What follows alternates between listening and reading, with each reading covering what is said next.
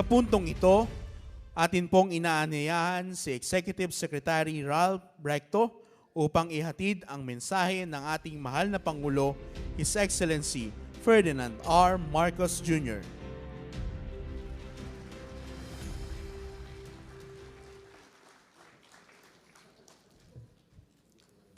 DILG Secretary Juanito Victor Remulla Jr., Secretary Renato Solidum, Secretary Logan, Civil Service Commission Chairperson Marilyn B. Yap, CSE Commissioners Ryan Alvin R. Acosta, and Luis Minrado Pangulayan, our awardees of the 2025 Outstanding Government Workers, fellow workers in government, other distinguished guests, ladies and gentlemen, good morning. Magandang umaga po sa inyong lahat. Isang karangalan po para sa akin na tumindig sa harap ninyo ngayon bilang kinatawan ni Pangulong Ferdinand R. Marcos Jr.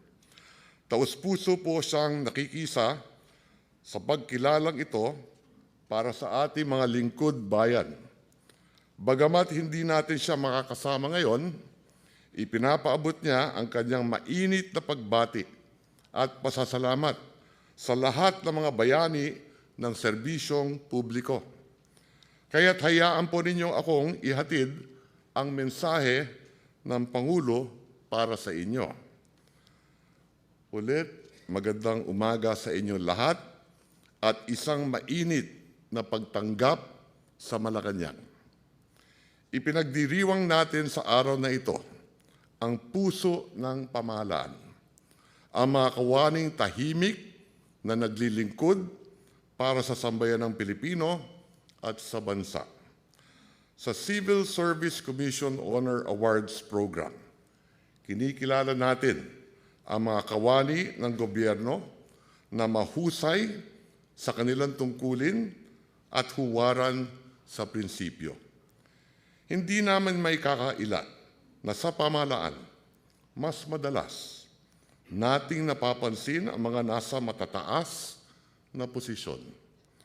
Ngunit alam naman nating lahat na sa bawat programa na ipapatupad at serbisyo na ihahatid, naroroon ang sipag at malasakit ng mga lingkod bayan katulad ninyo. Sa okasyong ito, 3 kategorya ng parangal ang ikagawad natin para sa 2025 Outstanding Government Workers. Una, ang Gawad Lingkod Bayan ng Pangulo na ipinagkakaloob para sa mga naghatid ng natatanging kontribusyon na may malawak at pangmatagalang epekto sa kapakanan, seguridad at yaman ng bansa. Dito kinikilala natin ang mga inisyatibo na naghatid ng pagbabago. Halimbawa rito ay ang mga programa para sa kabuhayan at kooperatiba ng mga mangingisda. Gayon din ang mga tumulong sa pagtatayo ng mga sentro ng inobasyon upang palakasin ang mga lokal na negosyo. Kasama rin dito ang mga muling bumuhay sa ating industriya ng abaka matapos ang mga kalamidad at sakit na sumira sa mga taniman na nagbigay ng pag-asa sa ating mga magsasaka. Ikalawa, ang Gawad Dangal ng Bayan para sa mga kawani ng gobyerno na nagpakita ng di matatawarang paglilingkod at patuloy na pagtalima sa Code of Conduct and Ethical Standards for Public Officials and Employees.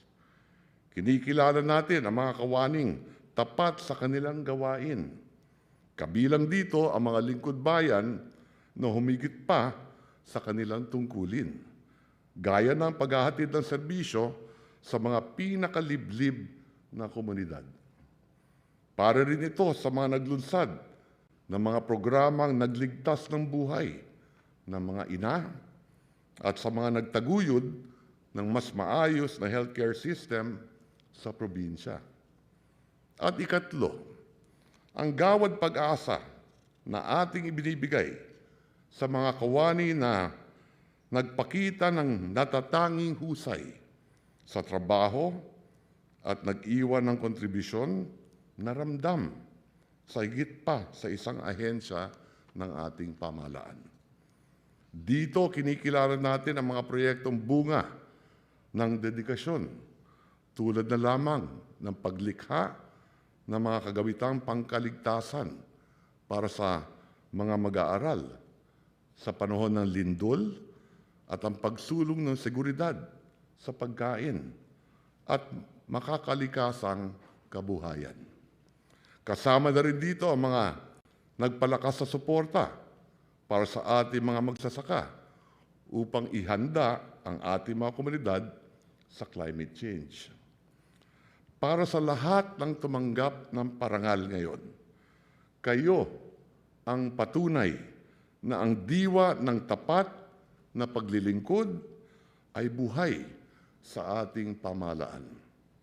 Sa gitna ng dilim at ingay, kayo ang hibla ng liwanag na nagbibigay pag-asa sa ating sambayanan. Kayo ang patunay na maraming mabubuting empleyado sa ating pamahalaan. Kayo ang patunay na hindi kailangan maging tanyag upang tumulong sa bayan.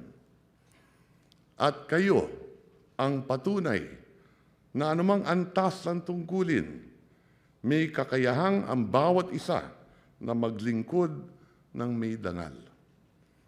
Naniniwala ako na hanggat may lingkod bayang katulad ninyo, mananatiling matatag ang ating republika. Sa ngalan ng sambayan ng Pilipino, maraming salamat sa inyong katapatan, sipag at malasakit. Patuloy ninyong isabuhay ang diwa ng bagong Pilipino. Disiplinado, mahusay, at mapagmahal sa bayan. Muli, congratulations sa lahat ng awardees. Mabuhay ang mga kawani ng gobyerno. Mabuhay ang bagong Pilipinas. At ito po ang talumpati ng Pangulong Ferdinand R. Marcos Jr.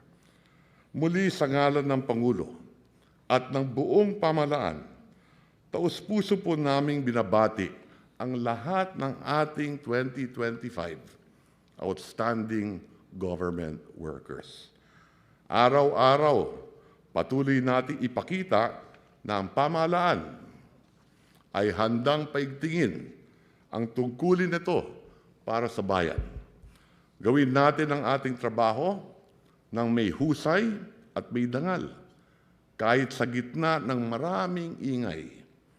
Laging piliin ang tama, laging isapuso ang obligasyon sa bayan, at laging unahin ang taong bayan.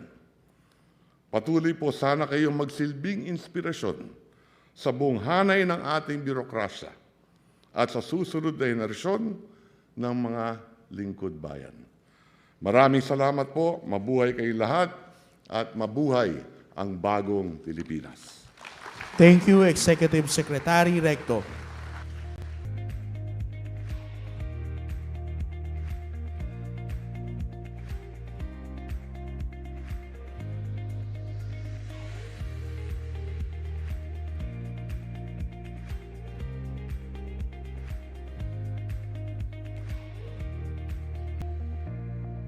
Maraming salamat po, Executive Secretary Recto.